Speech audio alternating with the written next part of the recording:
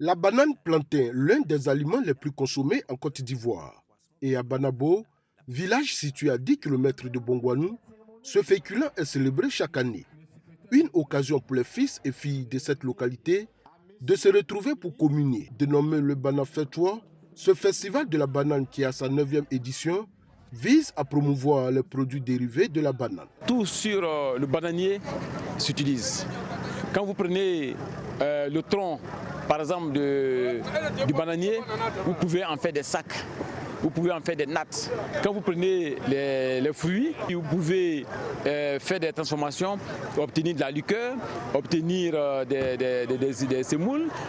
En tout cas, vous pouvez faire énormément beaucoup de choses avec le bananier. Le parrain de la cérémonie, Mathias Aongion, et le député de Bongwanou Commune saluent cette initiative. Ils entendent soutenir toutes les actions visant à promouvoir le développement de la région. La banane peut aussi être transformée, commercialisée et rapporter de l'argent. J'encourage donc toute la population à s'approprier la culture de la banane. Créer des coopératives agricoles dans la filière de la banane. Nous pensons qu'on va les encourager, on va pousser pour que véritablement on passe à l'industrialisation de la banane plantain. Le ministre d'État, ministre de l'Agriculture et du Développement rural, présent à cette cérémonie, se dit émerveillé par ce festival. Habitué à la fête de l'igname dans sa région dans le Gontougo, il trouve ce festival de la banane très original. En dehors du riz, la banane, c'est la denrée alimentaire la plus consommée en Côte d'Ivoire. Partout, on trouve de la banane. Mais ici, c'est la zone de prédilection de la banane. Donc, se retrouver pour célébrer une denrée telle que la banane, comme on le fait chez nous à Bondoukou dans le cadre de l'INGAM, on ne peut que appuyer. Kobina Kwasi Agumani indique aussi que les journées de l'administration agricole délocalisée JAD, qui se tiendront l'année prochaine à Bongwanou, seront l'occasion de valoriser davantage la banane, qui fait partie des aliments très prisés en Côte d'Ivoire.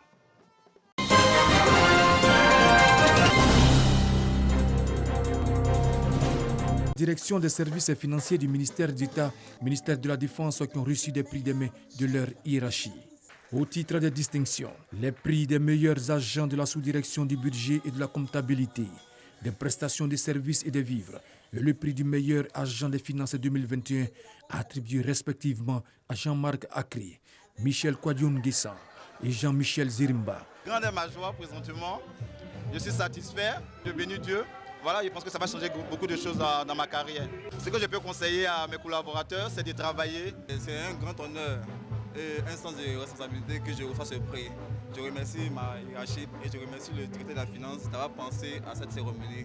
Créée depuis 4 ans, la journée du financier a pour objectif de récompenser le rendement des agents de la direction des services financiers, du ministère d'État, ministère de la Défense et leur abnégation au travail, afin de rendre la direction plus performante.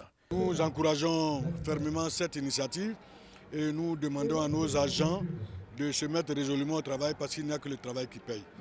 Le ministère de la Défense est un ministère très sensible et la direction des finances qui gère au quotidien les problèmes de logistique doit avoir des cadres compétents donc qui se remettent en permanence en cause afin de donner le meilleur d'eux-mêmes. Ces lauréats ont reçu chacun un trophée, une enveloppe, une tenue de travail et des lots de gadgets.